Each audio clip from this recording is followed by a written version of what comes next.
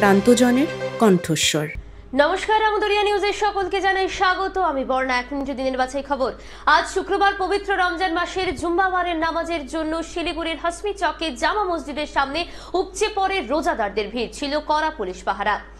দিল্লি হাইকোর্টের বিচারপতি যশবন্ত বর্মার বাড়িতে আগুন নেভাতে একটি ঘর থেকে উদ্ধার বিপুল পরিমাণ নগদ টাকা। বৃহস্পতিবার সুপ্রিম কোর্ট বিচারপতি যশবন্ত বর্মাকে বদলি করেছে।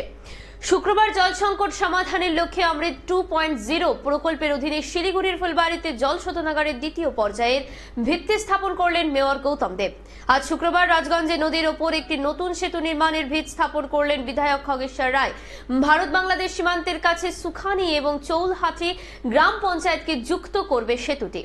বৃহস্পতিবার দক্ষিণ 24 পরগনার মথুরাপুরে মহিলাকে ধর্ষণ করে খুনের চেষ্টার অভিযোগ প্রতিবেশী যুবকের বিরুদ্ধে অভিযুক্তকে গ্রেফতার করা হয়েছে।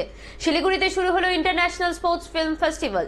শিলিগুড়ির ভুটিয়া মার্কেট এলাকায় আর্ট ফেয়ার জমে উঠেছে। শুক্রবার ভোর রাতে নিবেদিতা সেতুর কাছে টায়ার ফেটে উল্টে যায় গাড়ি। সেতু থেকে ছিটকে 40 ফুট নিচে রাস্তায় পড়েন 6 শ্রমিক। ঘটনাস্থলে মৃত্যু হয়েছে 4 জনের। আলিগড়ে ক্রিকেট বিরোধী সংঘর্ষে আহত 8। উত্তরপ্রদেশের আলিগড়ে ক্রিকেট ম্যাচ নিয়ে সামান্য বিবাদের পর সংঘর্ষে 2 মহিলা সহ 8 জন আহত হয়েছেন বলে শুক্রবার জানিয়েছে পুলিশ। ইন্দোনেশিয়ায় মাদক পাচারের দায়ে 3 ভারতীয় নাগরিকের মৃত্যুদণ্ড নির্দেশ দেওয়া হয়েছে।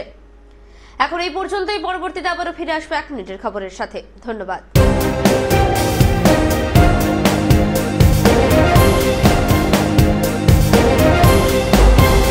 আমদরিয়া news, voice of the marginal.